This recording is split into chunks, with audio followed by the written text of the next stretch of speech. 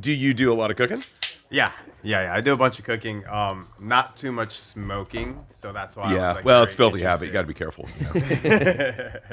It's definitely like tough. It's definitely like Nobody an does art, you know, like. But he does a lot of wood-fired cooking, and that's how we sort of first became friends. Is like he's a pro skater, I'm a professional chef. I grew up and obsessed with skateboarding, and he is obsessed with food. When we first started talking, he's like, "Oh yeah, I got this new grill in my backyard," and I'm like, "Oh cool," and he's like, "Yeah, it's a 13-foot masonry hearth." That I cook at. I'm like, that's not. Well, I'm on my way. Yeah. Quite literally. Yeah. Quite literally. Super passionate about it. And just, you know, I love the art of it. I like getting in there with my fingers and just kind of like, you know, feeling it. Like, Well, and it's all kind of the same. I mean, if you think about too, like the trajectory to people that end up like, you know, like being chefs, you know, like working at restaurants, it's like, okay, most of us were skaters, then a lot of us started playing music, then we all just kind of ended up in kitchens. Like it's all totally the same stuff. I was skateboarding, high school dropout, touring drummer for years in punk bands. Oh my god, totally same here. That's exactly what I did. So sick. Did you really? Yeah. I didn't know that. Yeah, I skated for years, and then music kind of gradually took over. And then got out of high school, toured for years playing drums, and then stopped playing music to open up the barbecue place. That's so and then rad, and then we had a fire, and then I started playing music again. We're gonna have a lot to talk about. Yeah. We might be a good company here. I mean, I feel like I knew a lot about you, but I had no idea you were a drummer, and I mean that's the only thing I can do better than cooking. I didn't know you were a skater. Well, not anymore. I get, not anymore. Yeah, I think that's same with me a little little bit. bit. A board. Yeah. Kind of tool around a little bit. Are we rolling? Should we? Rolling. Yeah. Not a damn chance. Not a damn chance. Well, thank you so much for being here, Aaron. You know, we always sit down every week and we're talking about like who really do we just want to talk to? You know, who do we want to learn from, and who are we inspired by? And so your name's been, you know, on the short list for a while now, and okay. he's like, you must have a really short list. I'm like, wow, that's a really short list. No, but I mean, like, how did I get here? I mean, to me, any chef who becomes a business owner as well, who is able to sustain a 10+ year career. Yeah. I mean, that there's very few, you know, that can Man, do in that. restaurant world, It's that's difficult. And there's no way that you have, I mean, you are at the top of your field, right? There's not a conversation in America. I'm going to call bullshit on that. I use a lot of salt. But I mean, there's not a conversation in the world about best barbecue that you're not in, right? And so, you know, we really wanted to talk to, you know, get to know like the man behind the myth and the legend, and hear a little bit about, you know, what it takes to persevere, and the sort of the mindset on like how do you just go from like, I want to smoke meat to like, you know, becoming basically the biggest in the world. And what are the downfalls, and what are the pits that you have to overcome? Because there's no way that's an easy. There's no way that's an easy journey. Everything's got its challenges for sure. Yeah. Well, cool. Well, I mean, I'm here, and I cannot tell a lie. So, so we started. Oh no, I was gonna say like kind of like where did you start off?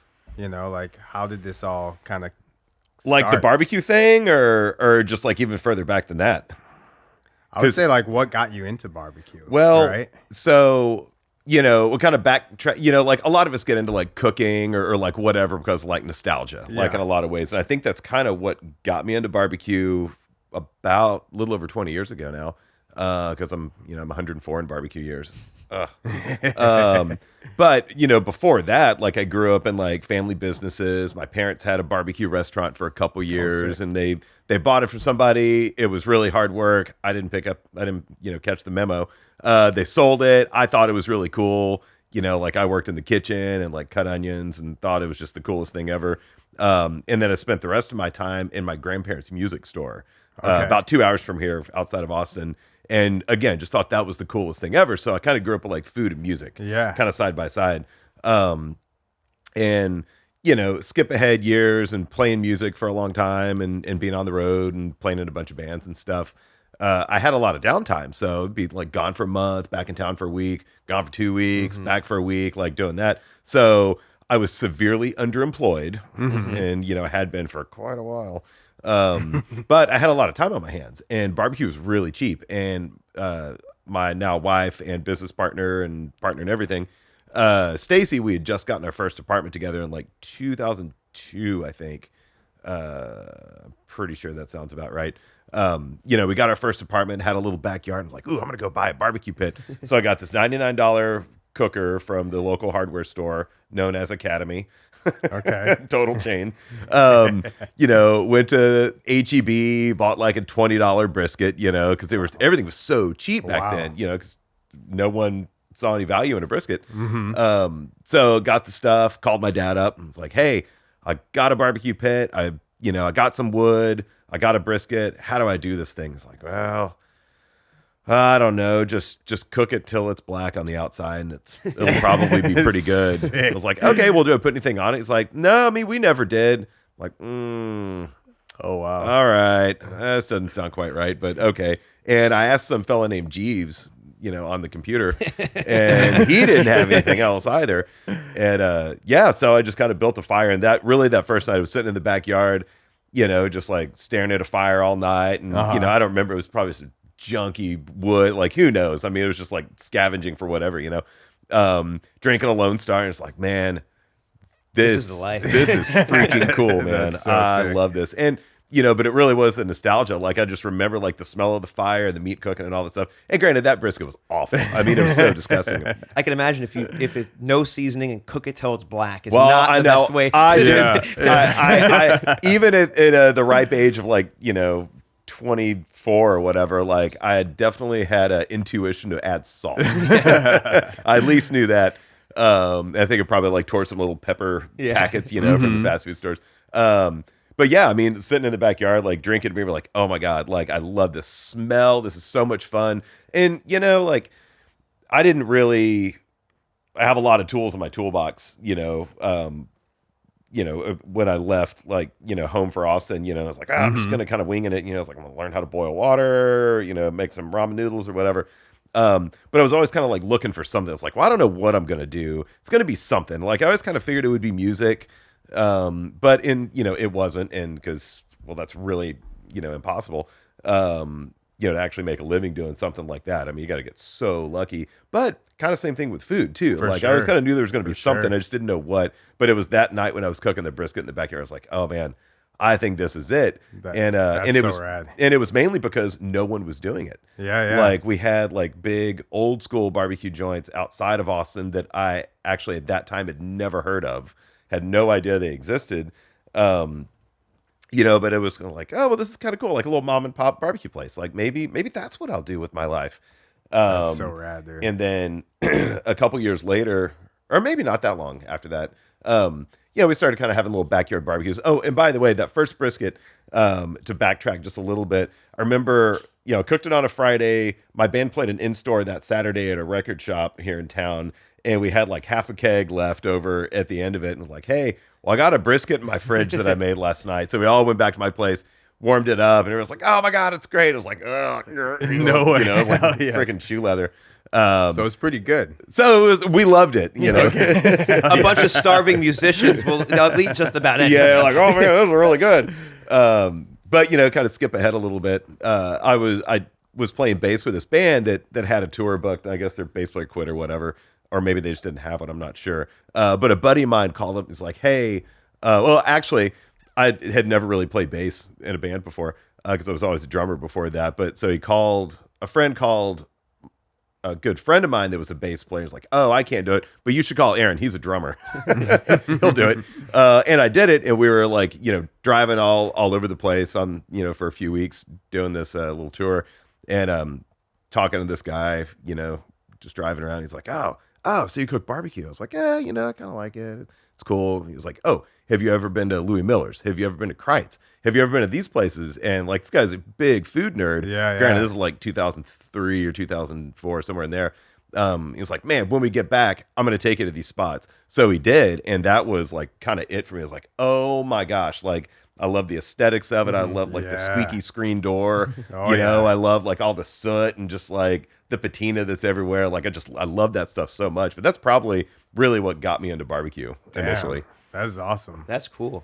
I'd like to talk to you a little bit about your music career, because I didn't know that about you. It's pretty non-existent. Well, I mean, so is mine. If you look at it today. You grew up playing drums too, right? Yeah, I dropped out of high school when I was 15. Lived on the road for the next 5 years, roughly. And I kind of had a similar. Slept on a lot of hardwood floors. Every once in a while, you get the couch, but not most people's houses don't have 5 extra couches. For sure.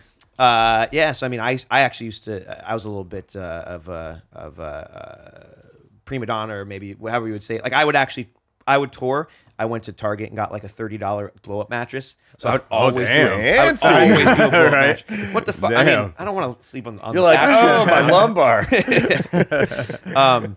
So I was a drummer as well, and I got into cooking because I loved it.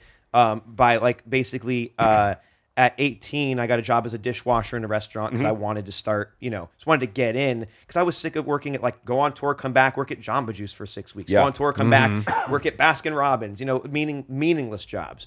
So then it was like go on tour, come back, move from dish to prep, go on tour, come back, move from prep to the line, go on tour, come back, become an actual line cook. And then it was like, I think I might stick with this. Yeah. I think and I did. I was playing in like 3 different bands at the time and left. Where were you at? LA. Okay. Yeah. So I grew up in LA, and mainly all the bands I was in were like hardcore bands, punk bands. But yeah, I mean, drumming was, that was my life. That was your thing. Yeah. Well, it was a little kind of along the same lines for me, except I actually never worked back a house because I was always out at night playing music or going to shows or whatever. So I was like, well, I'm either going to do music or I'm going to work every night. And it's like, so I just kind of like stuck to like weird, like meaningless day jobs. And it would, I've probably had like 50 to 75 jobs over the years. I mean, like I'm a terrible employee, no doubt. But most of the best owners are bad employees. Well, it's kind of true. I've kind of learned that. Yeah. Because when I get a bad employee, I'm like, you're going to really do something one day. Because you kind of want to go off and do your own thing. It's like, don't tell me how to live, man. So what kind of music would you play? Obnoxiously loud rock and roll. Nice. Somewhere. I mean, gosh, it's been so many things over the years, but like really always been more of like, like post-rock, Discordy kind of stuff meets a good bit of like, touch and go-y kind of Chicago-y stuff. Good bit of San Diego scene. Lots of Wipers in there. Lots of Hot Snakes. Kind of stuff like that. Very cool. Very cool. Yeah, I'll ask you this because I think so. I feel like cooking is the closest thing to being in a band. It 100% is, I think. It's like, especially like, so my restaurants are like little tiny 10 seats. It's like I say, my restaurants are like going to a show. You go to Nobu, is a concert. Yeah. Ours is a show. Yeah. And you understand that the difference between those. Well, it's funny that you mentioned that because, and we still kind of do this, although we've grown a lot over the years. We've been doing, Franklin's been there for over 15 years now. Congratulations. That's crazy. Thanks. Well, I feel like an old guy. Wow. That's so awesome. I'm definitely aging out of, restaurant land a little bit. Like people are always like, oh, well, how do you run the place? I'm like, well, I pretty much run it like a band, and the way I've always kind of thought about, it's like, you practice, you rehearse, you do whatever. Like that's like your back of house cooking, like you're up all night, that's like prep. cooking this food, you're doing all this prep stuff. And then sandbag everything in the warmers, and then it's like showtime, and that the lights go down, the music goes up, you open the doors, income people, crank up the jams, and it's a party. And then like it like we do at Franklin, it's like big cut, like a 6-foot cutting board. It's like, hey, what are you gonna get today? Oh, it's like board, and you just start cutting stuff. It's like, hey, that's the stage. 100%. And then it's like being on tour because you're meeting cool people, you're talking to people. People are a fan of what you're doing. You get to have, conversation. Totally same skill set. But you get to sleep in your bed. You don't have to. Well, and another cool thing is you actually might get to pay your bills too. Well, that's really nice. Not for anyone listening. Not the first several years that you have your own restaurant. No. It might take 7 to 10 years before you actually like start feeling pretty good about things. Yeah. So okay. So you're playing music. You're on tour. This dude introduces you to all the different, Lockhart restaurants. And then you check it out. You fall in love with what's going on. What's the next step? Well, so I kept kind of like, since that first one, like I'd start doing like little backyard barbecues, maybe it's 2 briskets, 3 briskets, pick up another little cooker off of Craigslist, free section. And the goal was always to like do a bigger, better, more bionic, cleaner, faster barbecue in the backyard. So they were like 20 people, 30 people, 50 people. And that was kind of congruent to learning about these other places. So I was already knee deep in backyard barbecues before I heard of like, Smitty's, Kreitz, like all these, kind of like super iconic places. And when I finally got to eat at those places, like, they were great, but they were so different than what I was already kind of going for. And I didn't really know what I was doing, of course. It was all trial and error. But what came naturally to you was a little bit different from what had been established as like yeah, the status absolutely. quo. It was already just a little bit different. I didn't know what I wanted, and I didn't know how to get there, but I knew I was chasing something, and it was like, I just didn't know. I was just kind of blindly going through this thing. You didn't have any mentors. You were just no. I mean, going for it. Yeah, just super going for it. And That's there weren't really any books. There was no masterclass. There were no videos online. There wasn't like YouTube and stuff. Too, yeah, right? like none of that stuff existed at all. Wild. So did you go like? I mean, I don't know how it is in the barbecue world, but like in the fine dining world, you go in stage, right? You go. Well, there also, that's the thing, is like there weren't any places because then most people were using ovens. Okay. And that was a big thing, like back in the 80s and early 90s, like, oh, we got these big gas-fired rotisseries. And I was like, nah, that's not authentic. That's not, it's very much not what I'm going for. And I applied for a boatload of junky barbecue places, like could have been chains, could have been whatever. So I just want to like get my hands in there. I want to make sure this is something I really, really like before I dedicate like a lot of, pretty much my life to it, like just want to really test the waters. Had like 3 jobs at the same time. Finally got a job at one place. And it was pretty good, but they cooked on a real fire. So that was kind of neat. And I didn't cook there or anything. But I was real particular. I've always kind of been that guy that like kind of don't tell me what to do kind of thing. Yeah. Like I'm just kind of, it's like, I want to figure it out. Like, get a jigsaw puzzle, throw away the picture of it. And just like, I just want to figure it out. Like I refuse to look at instructions for like putting together IKEA stuff. God. Because I just like the challenge. I like to figure things out. And that's really what barbecue was for me. It was like just this endless thing. And I already cooked, like I'd done a fair bit of cooking already. Certainly loved food, probably more than anything, besides music. But yeah, just didn't want to take any instruction or influence from anything. Like once I like kind of knew what was out there, I was like, okay, data collected, put it in a folder. I'm going to keep doing what I want to do. And then really just kind of, I mean, I feel like it probably was fairly intentional, but in hindsight, I feel like I just kind of like lucked into cool things.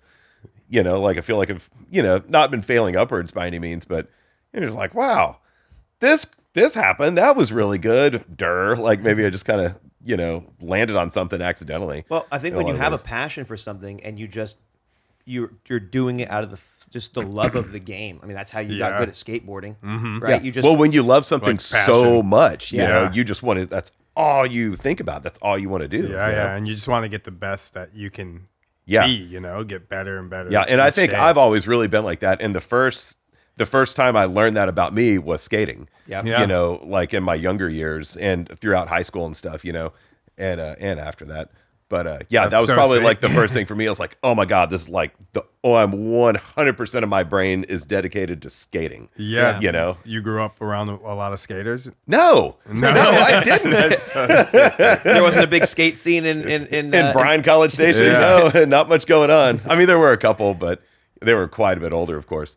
But that was like the first thing. I was like, oh my God, what? Like I got a board for Christmas, like most kids probably did. Like just scooted off down the street. It was like, I love this so much. But that's been a thing with drumming. It's been a thing with music that came after skating. That was definitely a thing with barbecue. And it's a consistent theme for my life. I always say with skateboarding, it's like, I feel like everyone should allow their kid to skateboard because you could like learn so much from skating. Oh, yeah. Like, it's just like you get up and you fail hundreds of thousands of times to like learn how to land this trick, Mm-hmm. you know? And it like teaches you like real world kind of resilience, Yeah. you know? But, you know, and that is 100% true, I think. But I think for skating, you know, like I'm not very athletic, you know, Mm-hmm. I've never been into team sports. It's like, it's just not my thing. Like I jammed my finger on a Nerf ball when I was 4 and I completely gave up. But skating was totally different just because like, you know, I don't want to say like subculture kind of stuff, but like the punk aspect of it, you know, it's like, I'm just doing my own thing. Nobody can tell me like, you're breaking the rules. You're doing this wrong. There's no right or wrong. And that's the cool thing about cooking too. I mean, there are a lot of wrongs with anything, but you know, you just kind of get to forge your own path. Yeah. I think that's so cool. For sure. It seems like all the different sort of disciplines or things you were, you know, obsessed with when you were, you know, in your formidable years are all sort of DIY crafts, things that you have to actually spend thousands of hours doing. Yeah, I and love that caring stuff about, so much. To actually get good at. You can't. It's not like you can. You buy can't just read a book and like, I've mastered this. I'm Well, great. you also can't just like buy a more expensive skateboard and then be good at it. You can't buy a more expensive drum kit and then be good at it. You know, back then you couldn't really pay for your band to, you know, get big. You'd have to actually be good enough for people. You got to get in a van and hit the road. Yeah, like, and back when I was touring, it's like, you know, before you leave on a 60-day full US, you have to print out all of the directions on MapQuest. Yeah. You know, Oh, yeah. or have that huge atlas from Walmart. yeah, Thomas Guide. Very cool. So, so I actually found it quite interesting, an interesting parallel in the way that we started NADC Burger, and that was for the first year and a half that we existed, one, we didn't have a name, and two, we didn't have a restaurant. It was just the two of us showing up at a skate park and just making. Oh, that's and fun. Just like I didn't know y'all started like that. Yeah, Yeah. we just make burgers for people. You know, I think our very first pop up was at Kill Tony? Was at Kill Tony. Yeah. Oh, okay. And one of the after parties on the little balcony at the Vulcan, we just showed up and Tony was like, "The show's over. Our friends are making burgers upstairs if you want to try them." And then we just made burgers, passed them out. And then we, you know, went to the skate park, you know, just passed them out. Yeah. And that's how we started. It was just a full on passion project. Yeah. And that's a lot like Frankland BBQ too. I mean, because that's what I'm saying. That I can see that. Yeah, I mean, we just did like backyard barbecues, and really the goal was always to open a place, but much in the same way, it's like, you know, be at shows and I'd print out little handbills. You're like, hey, like we're having our like, you know, summer Aaron and Stacy's summertime barbecue in our backyard. Yeah, because you came from the flyering culture. Absolutely, you know, like Xerox machines and stuff, you know, lots of zines and stuff going on. But yeah, like that's how people knew about our backyard barbecues. But you know, they were just getting so big, and we started doing like one a year. Didn't have any money, you know, would just like save up money all year. You know, like buy like 5 briskets. I mean, it's really sad in hindsight. Yeah, you know, like, and before we knew it, like 100, 130, 150 people were showing up. Wow. Damn. And then that last one that we did before we finally like started working on a trailer, because we opened up in a trailer. You know, the same friend that had taken me around to all these barbecue places while I was cutting brisket, and that was also the first backyard barbecue that I'd yielded a tender piece of meat. Oh, shit. And it's because I thought I like really screwed him up, and I think I cooked 5 briskets on this 500-gallon propane tank cooker, and it was a real POS. I mean, it was like it was terrible, but it got hot, and I loved it. And I, you know, because for years I was like, man, how do I make a barbecue pit out of nothing? I got 2 cinder blocks, a roll of duct tape, a pack of zip ties, and an old bathtub. I need a sheet of plywood, you know, like, so like really trying to bootstrap this stuff, you know, because we didn't have anything, you know. But that first one, you know, that had a tender piece of meat, like a lot of things happened. And that was really what I think is like the beginning of Frankland BBQ. Okay. It was really born out of the backyard. And this would have been 2006 probably. Yeah, somewhere in there. But you know, like I thought I'd really messed up these briskets. You know, like Stacy was like, "Hey, a lot of people are showing up." You know, I was at HEB and like 6 people stopped me, and it's like, "Oh my god, I don't think you know that you're just about to get all of our asses handed to us." Oh, you know, shit. like, oh no. And so she ran off and picked up sausage and like rented some tables, went and borrowed some chairs, and we fixed up her backyard and stuff. But that was the first one that I'd set up a cutting board in the backyard. And I remember I was real proud because I bought a knife. Yeah. I finally had like a decent knife. It's like a $20 bread slicer, which I still love. It's still my favorite brisket knife. You have the same one still? Oh, no. Okay. We're thousands down the road. I was going to say that'd be pretty sick. I wish I had it though. Yeah. It just went into the mix at the restaurant somewhere. But I thought I'd messed up these briskets and I left them on the pit and I was like, oh, I think they're done too early, and I just let them hang out. Didn't know anything about internal temperatures. Didn't know how to feel them. I was just flying blind. So you accidentally rested your meat? I accidentally rested the meat, but I accidentally overcooked it very severely. And that was also in the day before tender, like that wasn't a thing. It was always like tough and like sliced paper thin. You'd scrape the fat off for most places, not all of them. But I remember like that was the first barbecue. A lot of people showed up, had this barbecue pit. I'd set up a cutting board in the backyard and people lined up down the driveway and down the street. And there was about 130 something people there. And I remember the first brisket that I pulled off was like, oh God, this is going to be so awful. I knew they were going to be terrible. And I was so bummed out about it. And then and that was also the first time I had wrapped a brisket in butcher paper. I remember because it seemed like a good idea. It's like, well, I'll keep them moist, And I remember I rolled out, this brisket on a cutting board, and I was already getting pretty good at like talking and slicing. And it was like, I kind of had this thing, like, people were starting to know me as performing. Yeah. People were definitely like starting to know me as like more of the barbecue guy than the musician guy. Yeah. And it was the same crowd of people. It was at emos like all the time. Yeah. You're like, oh, hey, it's the barbecue guy. But I remember like first one, rolled it out and I looked at it and it just like blah, blah, blah, blah, blah, kind of like jiggled. Yes. And I looked at the person that was in the front line and she just happened to be the wife of a guy I'd played in a band with that was a Texas Monthly writer for the barbecue list. So, I mean, from the get-go, I mean, the stars truly aligned for all this stuff. And she looked at me and I looked up and we're just both like, oh my God, the Holy Grail. That looks really good. I was like, yeah, I can't believe it. Damn. And I sliced into it and then we just ripped through all the stuff. But little did I know that at the same time, my friend that had taken me to all those places, like our support network, like our friends were just really freaking awesome, like most people's friends are. But especially band people, because it's such a real tight kind of like, you're kind of like, you're in it to win it, my friend that had taken me to all those places while I was cutting all this meat started going around and getting money from everybody. It's like, hey, this stuff ain't free. Pony up, because it was always just BYOB and we'd pay for the food. Oh, damn. And then like at the end of the night, he handed me a paper sack full of like 1s and 5s and maybe a couple 10s. Dope. He was like, here. Damn. Got some money for it. This should pay for it. I'm like, whoa, really? Because people pay for food? Well, and that was like a huge light bulb for me. But I remember I went inside and I think I squeezed out a tear or two. I was just like so touched by that. Like people like wrote little notes in there and it's like dumped the money on the bed, counted it, and it totally paid for the food. And I was like, okay, I think this is where we didn't have a name for Frankland Barbecue yet. Yeah. We really didn't want to name it Frankland. Anything else, please. But I think that was really like the very beginning of it. Wow. That's awesome. That's a really, really cool story. And that's a story that those are the types of stories that we want to hear on this. Well, great, because I totally forgot that I'd probably said that before. but I mean, the fact that we've noticed that most people who are successful, they're doing the thing that they were doing for free. You know what I mean? Yeah. It's that they did it for free long enough where somebody was like, hey, this is worth $1. And you're like, you cried because you got $1 for it. And then you start to go, wait a second, I have an art that I'm actually passionate about, but I can monetize it. Yeah. And that's really when you can create and a I business still that's struggle with sustainable. that. That's where my wife gets really good at things. She's like, hey, The business side? dude, you got to charge people for this.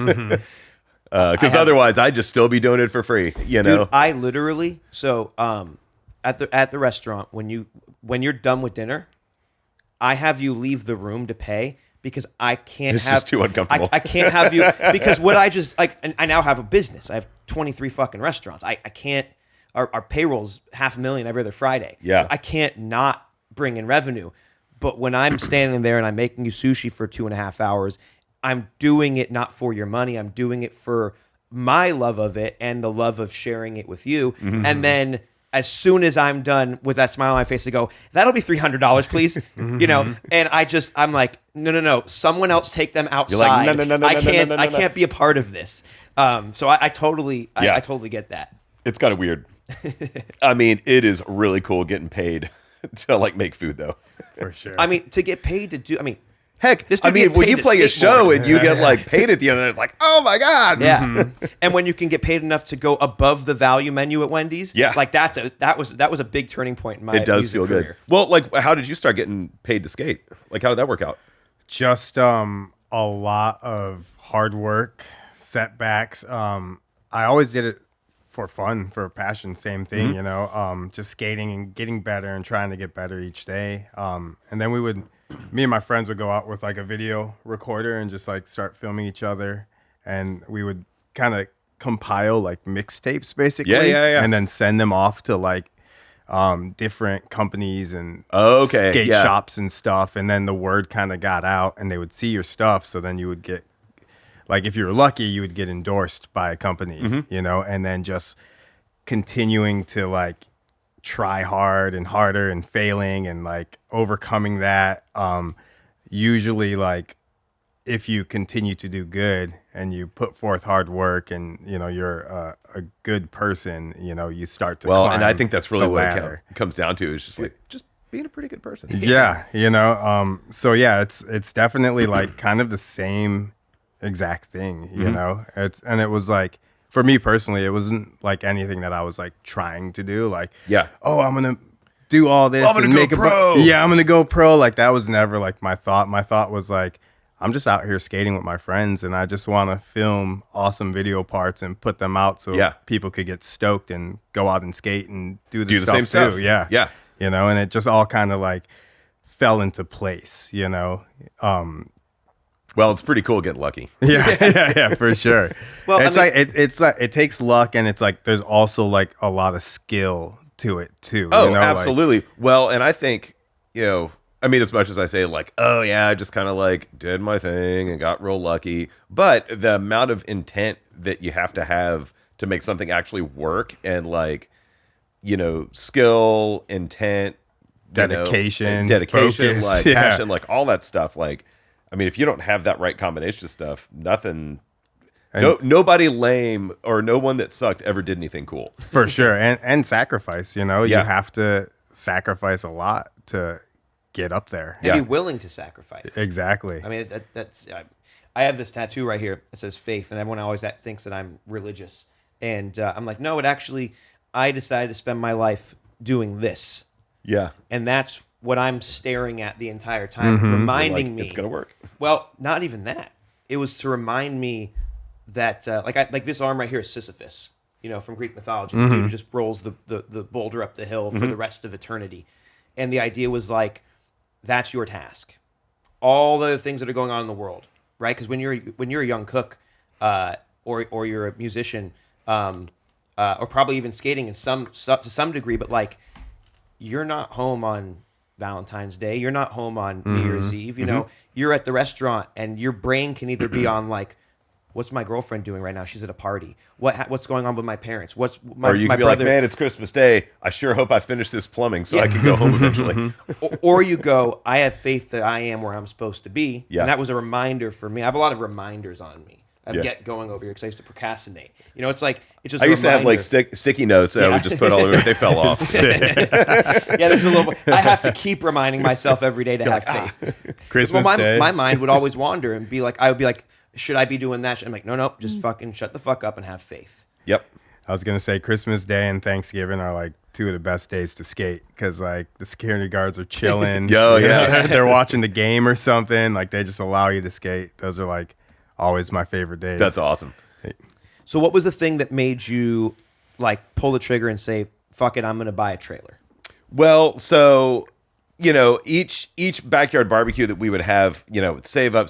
And again, like, I was severely under/unemployed for so many years. Like, you know, do odd jobs. Like, I built houses. I did like carpentry stuff, you know, had a little shop in my backyard. It was an old tool shed that had been there. And like it turned into a wood shop, and it would do like cabinets and stuff like that. So like I kind of did a lot of odd jobs and had like a bunch, like every kid in Austin, like 3 part-time jobs, like you never really get a real paycheck, so I kind of did that stuff, but each backyard barbecue that we would have, I would try to buy like one thing. So it was kind of like, You were collecting a little. I was collecting like what I thought we would need to open up, just the bare bones minimum. Like maybe it's a restaurant. Hopefully it was a restaurant. Didn't really want a trailer.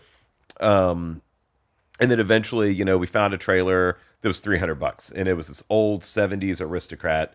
And it had been gutted. It was rotten. It was gross. It was welded over like a boat dock out in West Austin. And they had like pulled it off, and you're like, oh, this thing's terrible. The axle had been cut off of it, but it's $300. So we got that thing to the house, bought it, and we had a pretty sizable backyard. We lived pretty far in East Austin, and I already had like a little bit of a warmer, that I bought used or whatever, just like these things I've been stockpiling. Yeah. But I also knew that, it's like I get really excited to like build something out of nothing. Like I still scavenge things to build like a really cool kitchen or something like that. I'm like, oh, well, it's just fun. It's like, it's the creative side of it, and also it's a challenge to me still to like see how cheap I can build something. Yeah. Because somebody's like, oh man, we need a new raw bar for the restaurant. I'm like, I could build that for less than $99. So and then sick. like, and then when I actually do it, like the one at Uptown cost about $100. It's like, ha, take that. Yeah, so we got this trailer, and that was it was really a lot of Stacy, pushing it, because she really worked in restaurants. I mean, she was like front of house, wait tables, restaurant manager stuff. So she had a lot of skills that I didn't have, and she still does. She's like, hey, like if you really want to do this, like you found this camper online, $300. I'm like, oh yeah, let's go get that. So that stayed in the backyard for probably a year, and I was kind of saving up and kind of dreaming about it, and like had big dreams, but didn't really have the opportunity to really make anything work. Obviously didn't have any money, didn't know anyone that had money, didn't have any friends that had money. It's like, we're like, well, we got what we got. How are we going to make this work? And one night I was helping a friend. He was opening up a coffee roasting place off of I-35. And it was an old Texaco station with like big, barbed wire fence around it and stuff like that. And he was fixing it up. And I'd worked with him at a coffee shop. He's a coffee roaster here in town still, and has some rad coffee shops. But I'd worked with him in the late 90s or early thousands. He was a coffee roaster, and I ran kitchens in this coffee shop. And he called him. He's like, hey, working on this thing. Man, you want to help me put in some windows tonight? It's like Saturday night, middle of summer. I'm like, yeah, sure. I don't have anything going on. So hot, middle of summer. Well, that was before it got really, really hot here. So it was probably like mid 90s. And we're just sitting on the tailgate of his truck, drinking a couple beers, like staring at this building. It's like, man, this used to be a Texaco station. She's like, no, I had no idea. I was like, yeah, this was designed by the same guy that designed the Brownie camera. He's like, what? And it was like, I bet these tiles behind this paint are green. Scraped them off, and sure enough, so I got really excited about this building. And he was like, hey, you want to help me finish this? And then we're kind of sitting there talking and stuff. He's like, man, you should finish that trailer that's in your backyard and just park it out here. You should start selling barbecue back here. I'm like, oh my God, that's what I needed. Like, I just needed one little tiny crack of a door to open up. And I probably didn't sleep for like 2 days. I was so excited, and I started mapping out the trailer, how I wanted to build it, the flow of service, where I wanted the counters, like sitting there, drinking a beer, of course, counter on some sawhorse, be like, all right, I want the paper to be here. Okay, mark that with tape. Sick. I want this woman to be here. Okay, mark that. As a drummer, you need to have everything. Muscle memory. Yeah. You got to have the muscle memory. And to this day, I still can't play a drum kit that's not set up I know. exactly like I set mine up. If something's just a little off, it's like, oh man, rim shot. Oh man, my knuckle. I started doing that, and that was really what did it. Just like a friend being like, hey, just park that thing back here. Like, don't worry about rent. Just you gotta get this thing opened up. And like I got home super late. The next day I told Stacey, she's like, all right, well, cool. Okay, well, let's start working on it. And it's like, all right. So then we started building it in the backyard, and then probably 3 or 4 or 5, 6 months later we opened. I had a quick question. What kind of kept you like passionate about, bringing this thing to life? You know what I mean? Like what was the mindset that you had, you know, that like I don't know. I mean, I was just really into it, you know, and I think what it probably was is the fact that I was constantly learning. Yeah. You know, and it's like I was never good enough. I'm still not good enough. I still have so much, like, there's just so many things like I want to learn and figure out, so many more light bulbs to be lit up. But I think it's probably like I'm pretty sciencey, and I really like to dissect things. And I love reverse engineering things, and like I love to build stuff. So I think, you know, running a restaurant for me, being an avid do-it-yourselfer, you know, like I get to do all the stuff. I get to like design restaurants. I get to build them. I get to build the raw bar. I get to do the electrical. I get to design the plumbing systems. I get to do the audio stuff. I get to do the carpentry. I get to do all the stuff. I get to cook. I get to do everything. So that's really what excites me about restaurants. But I think just the barbecue thing that really, you know, got me going and kind of kept me going and keeps me going is just the ability to always learn something. Sick. Like I'm never just like stagnant. Even though we've had the same 5 meats on the menu for 15 years, they've evolved so much. I mean, we make tweaks all the time. It's not just like a couple degrees here. Like we nerd out. We do the Japanese thing with this stuff. You know, it's like we're cooking. Like we're the people that could make rice for like 50 years. So be like, no, that's not quite there. It could be better. I've been making rice now for, you know, well over a decade in the restaurant, and it was maybe 2 years ago. It was during the pandemic that like I had downtime, so I like just started. So you started doing sourdough. So well, my wife does a sourdough, so I'm not going to touch that. But it was during the pandemic. I went to the restaurant because we were closed, and I just started making rice and making rice and making rice. And I had never really just like focused on making rice for like a week straight. And I was like, I fucking got it. And then about a year later, I was like, dude, I fucking figured it out. Literally, I was in New York. We have a restaurant there now in September. And I made minor adjustments. And I go to the team, my guys go, dudes, we fucking got it. We figured out the rice. And this last week, I was like, guys, tell all the locations. We figured out the rice. We got it. It's a gift that never stops giving. And that's the thing is like I think some people are just like, hey, we have good rice. It's good enough. We have good barbecue. Just keep doing the thing. Look, people will still line up. And I hate that. Like I never want to call it in. No. It's not about replicating. It's about creating consistently. You know. Well, and that's the hardest thing about, you know, any craft, and you know, barbecue. Really, I mean, it's like you can make amazing barbecue, you know, every once in a while or pretty frequently, but can you make it exactly the same every single day with all these variables that are going on? I mean, you've got like climate stuff, different wood, different animals, different fat, like it's just so much stuff going on. Well, I've always had this philosophy on consistency, and it's not that it should consistently be exactly the same. It should consistently be the absolute best thing that you've ever put out. Absolutely. Right? So it should progress. Day to day, it should be pretty. If you come on Monday, it should never be worse than it was the day before. Correct. So I've had this, I equate it to like a first kiss, right? Why is a first kiss so much more memorable than the second, third, fourth, fifth, sixth? But like maybe on the 30th, though, something new happens, right? So, and then you're like, wow, that's the one. You're like, what the heck was that? But the idea is like, consistently should be consistently the best, not consistently the same. Consistent. Because then it eventually the world catches up. Even if you're ahead of your times, the world will catch up with you, and you now won't be as good as it was before. Yeah. I do want to, before it gets too far in time, you used specific words a little bit ago that really I found interesting.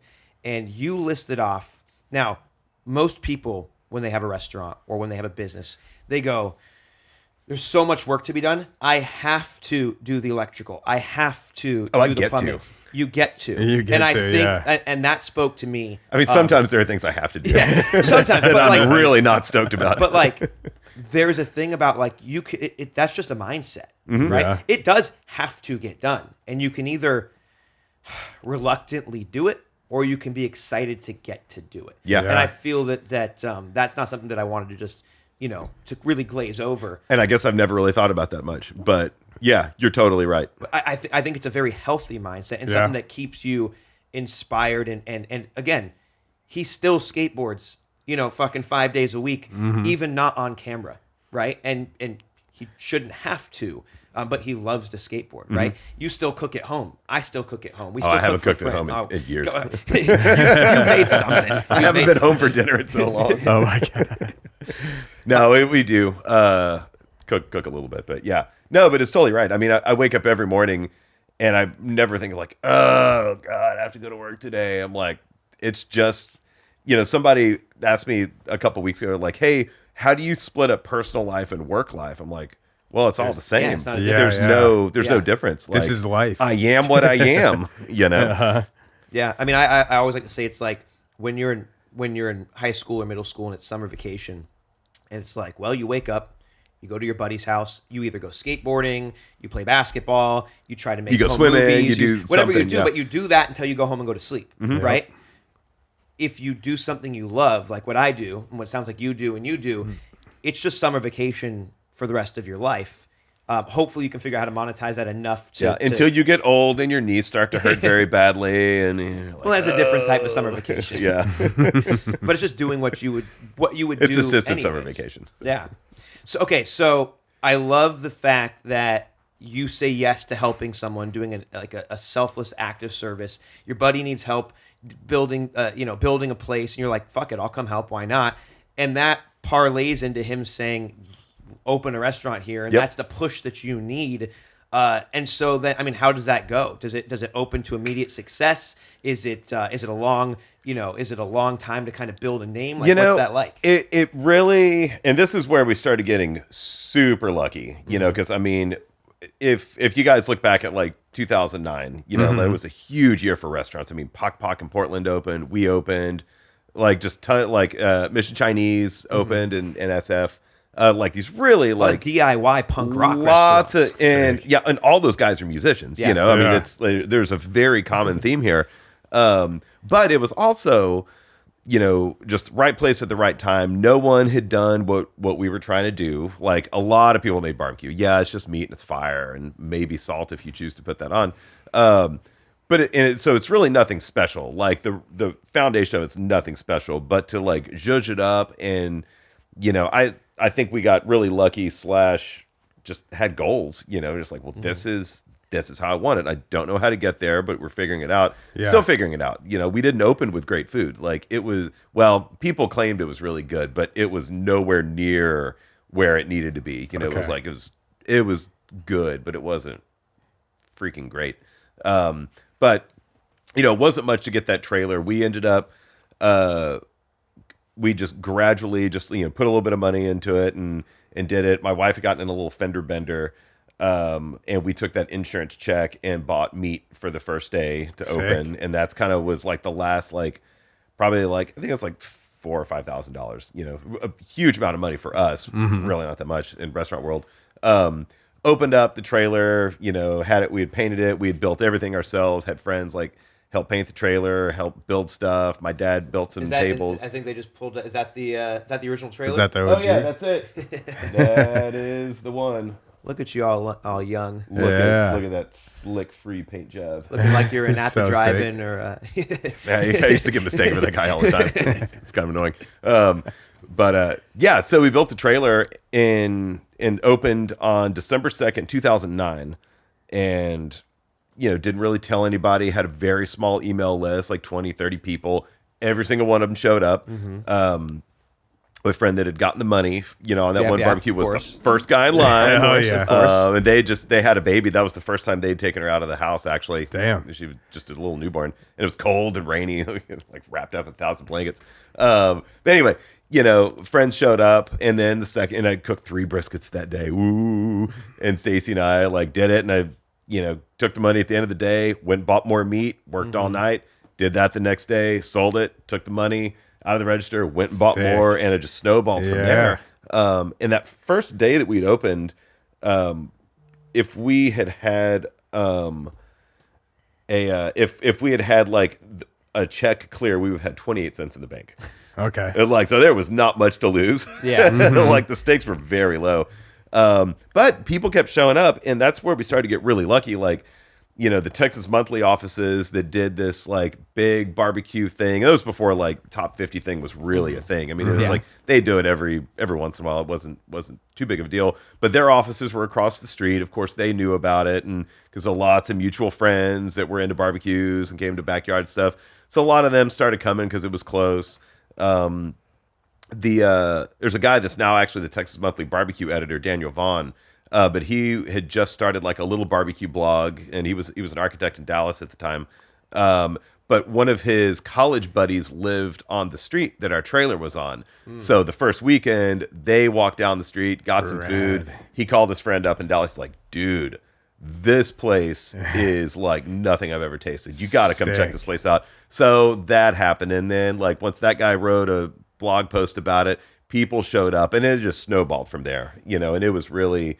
I think by the time into January, first part of February rolled around, like we already had a line waiting before we opened. So it was real fast. That's so and awesome. I was not prepared for any of that. How cool is Austin, Texas, that you can have an idea and for a couple $100 you can just go to a parking lot. That you could. Yeah. I don't think you could pull that off It's anymore. a little Keyword different could, now. yeah. But that was the way But Austin that was really before was. social media too, right? Well, that was right when that stuff was going. And that's what I was Yeah. going to say about 09. All those restaurants that like just blew up and like had like national kind of level notoriety, I guess, it was because of social media, because that's the year that stuff started too. All right. So like, right place, right time, Perfect right timing. people around, making something that no one had ever or acted like they'd never had before.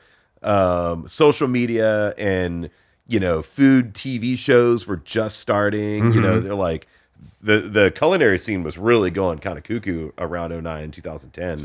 A lot of love and passion into what you Tons were of that. making. But and it was more of that then than there was like in later years, because everything of course evolves, and it's like For sure. major labels come in, kind of do some stuff, and it's like things change a lot.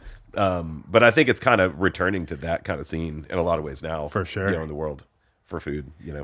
So how long did you have the trailer before you moved into where you are now? We signed a lease on our building almost 1 year to the day that we opened. And Really? then it took 3 months to build that restaurant.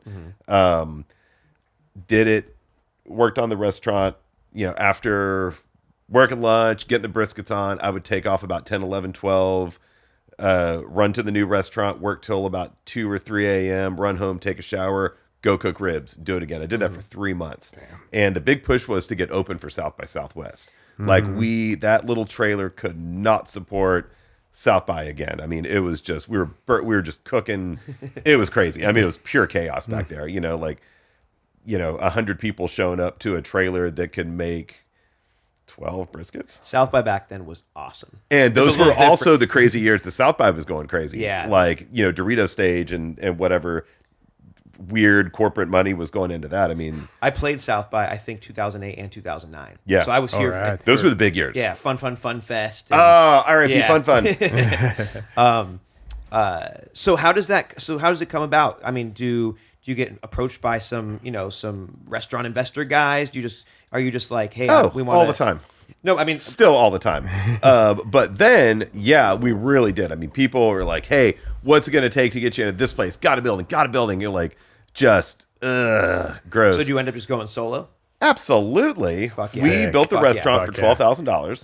$12,000. Now that's starting to, I mean, we've been there for a while now, but now I'm having to go back and replace all the junky stuff that I built out of particle board. Yeah. Because it's being held together with like grease. People don't realize that you actually, if you have a dream and you want to do it, you don't have to spend a stupid amount of money. You just have to have the heart and soul, and you have to be smart enough to figure out how to make it work. Yeah. And also, I mean, you got to have the product. You have to have the thing that people are willing to come and buy. Yeah. But yeah, I mean, we've opened. I mean, there's some restaurants we've opened for like $10,000. Yeah. $5,000. We've spent 6 figures on restaurants, but like it's just not necessary Mm-hmm. because people. I guess if you have a restaurant without a good product, then they are coming for the ambiance. Yeah. If you have a restaurant that come from the product, the ambiance, especially in barbecue, like fucking lean into it, being Yeah. patina and all the things that you loved about those those old places. So that's awesome to know that you guys started that. Marguerite and I started we turned our 1-bedroom apartment into a restaurant. Oh, fun. Yeah. So it was like we we never wanted to have. I'm sure that was not in the lease agreement. No, I don't think it was, but I think the statute of limitations is over. So, okay, so a year and a quarter in, you move. What's that transition like? Moving from cooking in a trailer to having this Well, place? it was pretty nuts because we moved to the building. Our first day open there was, I think, March 10th, 2011. First day of South by, and there was a line. People camped out overnight. I mean, it was Let's pretty go. nuts. But we'd been and even the night before that, like I'm still installing a door on the back of the kitchen. Like we had no steps. We had just like trailers that I'd moved in. After we closed the restaurant, I think we closed on Sunday, moved in on Monday, Tuesday, and then opened on Wednesday, if I remember right. Yep. Like it was a 2-day turnaround. That's the way to do it. It was just we're still.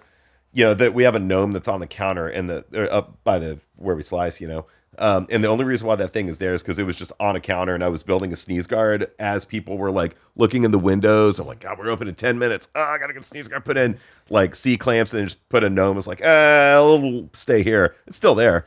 No way.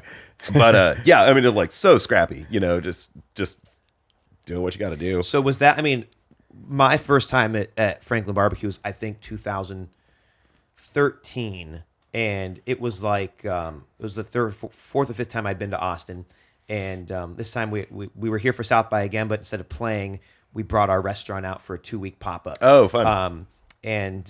So during that time, I was living here for probably about a month, to do before, during, and after, and Frankland Barbecue was like the place you got to go to, and I remember thinking how cool it was that like we have to wake up at like 6 o'clock in the morning. Yeah. And then Ridiculous. we're gonna hang out and drink beers. You're like, oh, what time do they open? 10:59. Yeah. But like that was part of what was so much fun. And I remember the first time we ended up being about 4 people behind last man standing. And we ended up getting in and we got everything. So like there was, I think it had turkey or something, but like I got the brisket. You got the good stuff. Yeah. I would have been bummed if it was just turkey by the time I got Well, there. we would never let we would never let people wait for just turkey. Yeah. Turkey's good though. Turkey is great. But so like that cult-like legendary line, did that start day one, it sounds like? It grew, but it was always a thing. It's like, X amount of people would show up because that's how much food we have, and like, I remember like people calling up and just like gripe and asking like, well, you need to make more food, but blah, blah, blah. It's like, hey, I'm doing the best I can. Like I'm literally building another barbecue pit to make more food. Yeah. So I was building all these cookers while cooking every night, cutting every day, prepping every afternoon. And I would go home and I would like weld for an hour, like fall asleep on the trailer with a welder and a hood on. Like, like, I mean, that totally happened. Crazy. And, just squeezing in every ounce, it's like, I mean, you can only work 24 hours a day. Unfortunately. And I did, I mean, I think my longest work days were over 70 hours straight. Yeah. And, at that point it was just like, you got to do what you got to do. We need this cooker. We need to make more food, but, it'd bring a new cooker on and then it would be like, oh, well, this should get us by for a while. And then nope. Line would just get longer, and we'd sell out an hour later, like with an extra 24 briskets. Like, oh my God. And for 7 years, the first 7 years of that place, I was always building a barbecue pit. Wow. And every year, the biggest push to bring that new cooker on, because each cooker holds about 24, 27 briskets. Every year, the big push was South by. It was like, we got to get something together for South by. I mean, there were mornings to South by Southwest where I think there's a picture of me like hanging on a smokestack out in the backyard before we had the smokehouse, welding the stack on, slags like falling all over the place, and we're smoking on it. So it's for hot. food for lunch, and it's like, I'm just like, barely scraping by. It's like, man, we need this 4 weeks ago. Just getting it done. Yeah. Go weld some stuff and you're like, just make it happen. So after year 7, do you just go, fuck, I can't, like that? This is as much as we're going to be able to make? So what happened in 14 is we built a smokehouse. We finally did all the stuff, and that was like that big like second floor thing that kind of goes over the parking lot. Okay. Because that was just a parking lot before then. So we moved all the cookers in there, and we encroach all 4 property lines because the building's a little crooked, and it was there before the property lines were really like before the city had started documenting things really. So we could only build it so big, and we could only fit 4 cookers in that amount of square footage. Interesting tidbit. If you notice that wall that's kind of canted out on the smokehouse, that's because I could fit a 5th cooker in if there was clearance to lean back to open a lid on one of the cookers. So like we're cramming in as much as we can. And now it's 120 briskets a day, which is what we cook. So it really plateaued in 14. And it's just been, now it's just like getting to go back, build out systems that we didn't have time to build because we were just pulled in so many directions. And when you don't, we just had to get new tools for our toolboxes, pretty much, and just like figure it out and learn it. And then, now we just kind of go back and rewriting the book for us. And we're like, okay, well, systems in place, and that's when we really started to get good. Did you, you guys? There was a fire at some point, that's right. We had a fire in 17. That was 17. Was that after all of this, or was it like that was after the after we got it all figured out? Oh no. We're still working on things. But we're pretty knee deep and like just humming along and stuff. And that smokehouse that we built in 14 caught on fire in 17. We had a hurricane kind of blowing through town, and we didn't really have like big weather events a long time ago. So it never, and maybe I'm a dum-dum. It didn't really occur to me that we needed to like shut down the screens like on the smokehouse, or like be able to like close the windows, or like, like there's never any wind, and it was all, there's fires. So in this wintertime, well, you've got 5 688-degree fires here. Like we don't need an enclosed space. But it was really, really windy. We just couldn't handle the wind. A little ember flew out of a firebox, tucked under a wall, smoldered for a number of hours, and then about probably 5:30, 6 a.m. thing caught. Oh, wow. But somebody was there cooking, of course. Did everything get like burnt down, or? Yeah, we lost the smokehouse. We lost the kitchen to water and smoke damage. And dining room was fine, but we shut down for 3 months. Damn. But at the same time, I mean, I'm such a prepper and I'm such a do-it-yourselfer. Like, I know every square inch of that building. Like, I know where the wires are. I know where the screws are in the drywall. I know everything. And I also had been thinking, it's like, well, it's a real possibility this place might catch on fire one day. Like, what's my plan going to be? Like, I never want to get caught like without a plan. So I had a plan. So it wasn't like you weren't like too devastated. Obviously, that's a devastating thing, but you weren't like, it sucked pretty bad. But at the same time, though, I had to be the dad. Yeah, for like, all I right. mean, everybody that worked there, like, they're crying, and it was on TV, and I was getting text messages from like overseas people that saw it on the news, and so like, oh my God, we're so heartbroken, we're so crushed. I'm like, guys, man, no worry, we built this place once, we'll do it again. Yeah, super no big deal. We needed a break pretty bad anyway. We needed really needed that's a great attitude. That's a good mindset. And I started working on it that day. Damn, just rebuilding it. Because man. Most people would think, I mean, they're sending you those messages because they think you're at home, like pulling your hair out, thinking about what the fuck am I going to do? And all of, the whole time you're just like, nah, I fucking got this. Yeah. Let's build it again. We did it once. This time we have money in the bank, though, and an insurance policy. Yeah. Okay. So that was, 3 insurance policies. But yeah, I mean, it totally sucked, but it allowed us to, rewire the building, upgrade some plumbing that we like, because that place was falling apart. It still is. But we really, and I'm always like a positive side thing. I'm like, okay, what are we going to do to fix this? I'm not one to be like, oh no, I feel defeated. No, that is not cool. You basically took a negative situation and turned it into like something positive. Yeah, well, totally. Now we have a chance to fix all these things and it was great. And we, everybody that worked there, I think it was probably about 30 or 40 people at that time. But they all got paid, and we ended up with a much better restaurant, and our food got better too, because we started doing little practice cooks, and like really doing little tutorials and stuff. And like, all right, we're gonna start cooking in the backyard again, the way we did it in the old days. Yeah, and some of those people never got to cook outside. They're like, oh, well, this is cool. I was like, all right, we're gonna relearn all this stuff. We're gonna build it all back up. We're gonna fix the stuff we missed, and so it ended up being a positive. I hope it doesn't happen again, though. Yeah, for sure. I don't know if I'll have quite the same outlook. One time's again. Good enough. Yeah, one is plenty. So, I mean, you now have several other restaurants. Why not another barbecue spot? Like a specifically, like I would imagine you have people all the time being like, hey, come to this city, we'll build you out a place. Yeah. You can have, I mean, you could have a chain of these if you wanted to. Oh, we could. It sure would be a bummer, though. I mean, it would never be as good. It would make the one we have not nearly as good. It would kill the magic. Yeah. You know, I mean, we've been like a restaurant unicorn forever. You know, like I'm not willing to Don't risk fuck that. with that. Don't Yeah. mess with it. But also, there aren't enough animals. You know, the stuff that we use is not available to anyone but us.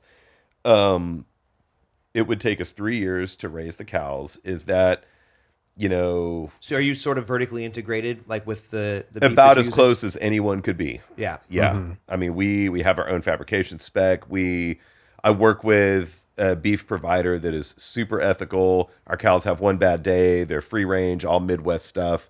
We do all prime, no growth hormones, none of that stuff. But, you know, so it's, you That's know, awesome. it's cost prohibitive to raise animals and sit on them for 2 or 3 years, like from gestation to process to harvest.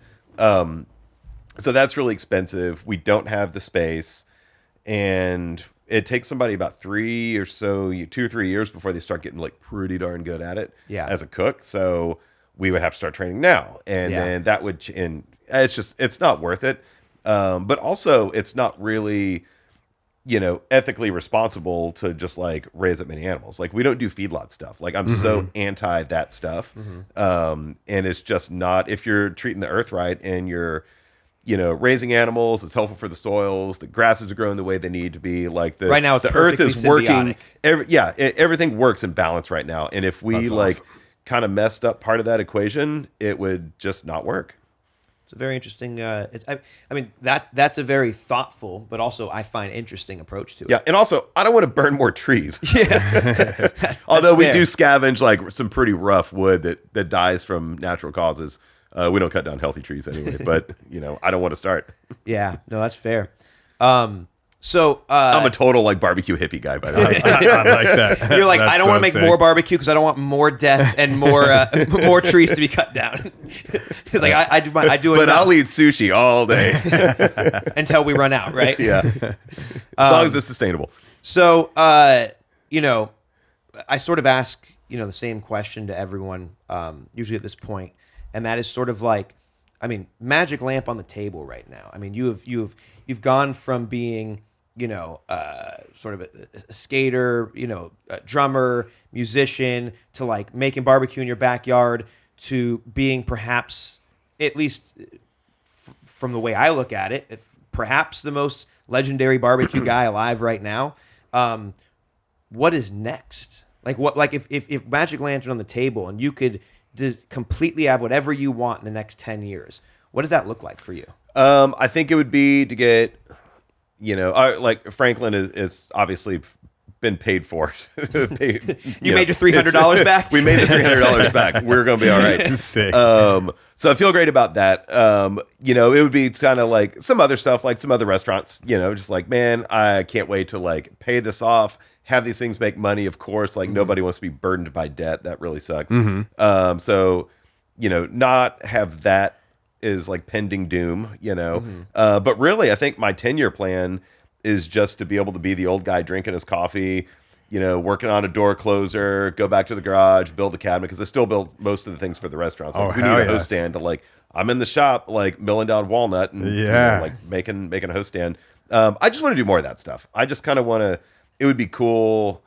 I'm almost 50 and that's not old by any means, but like, it's kind of, it'd be cool to spend some family time and be able to cook dinner at home. And I don't know. I mean, this stuff's really hard work, as y'all know. I mean, For it's like sure. 24 hours a day still, even at this point. Yeah, it'd just be cool to be able to not to, I don't know, like not to have to worry about things quite so much, I guess. Yeah. Do you have anything coming up? Yeah, I have a lot of stuff coming up. Yeah. Anything you want to tell anything me? you want to share? I'm not gonna be winding down anytime soon. Yeah. Yeah, I mean, normal like barbecue sauce stuff. We got Uptown Sports Club over on East 6th. Super stoked about that. It's not barbecue. That's right there by an ADC. Yeah, right Yeah. up the street. You know, love Laurel, right? Yeah, I got the Laurel I stuff. love Laurel. But yeah, I mean, making barbecue pits. Hot Luck Fest is a thing that I do. That's our food. Kind of X like fun. Yeah. We're like food fun. Food fest. Yeah, food. Totally within the fam, of all that stuff. But yeah, like working on that. That takes about 10 months out of the year. Okay. But I'd like to get that stable also, and just keep working on stuff. Really, I mean, there's so many like projects. I can't even think of any of the big ones off the top of my head, but yeah, there's some stuff that we're working on for the next 2 years. Awesome. Well, thank you, dude, so much for being here. Absolutely. Good talking to y'all. Yeah. Y'all reminded me of so many things I'd forgotten. Hell yes. Yeah, I mean, I know I took a lot away from this conversation, and I feel like you and I should become best friends. We fucking same trajectory, same upbringing. Yeah, totally doing the same stuff. Yeah. Well, I hope you learned. I don't want to open a barbecue place. Awesome. Well, thank you yeah. again. And if you guys haven't had any of his restaurants, go wait in line. It is fucking worth it. Mm-hmm. We use a lot of salt. Salt's good for you. It's good for you. My fingers are so puffy. Thanks for coming through, man. Absolutely. Good talking to you Appreciate guys. That's a wrap on today's episode. Hit subscribe now if you want to follow along. We have some awesome guests lined up that we sit down with. Make sure you follow the Not a Damn Chance podcast on socials at NADC Podcast. See you next week.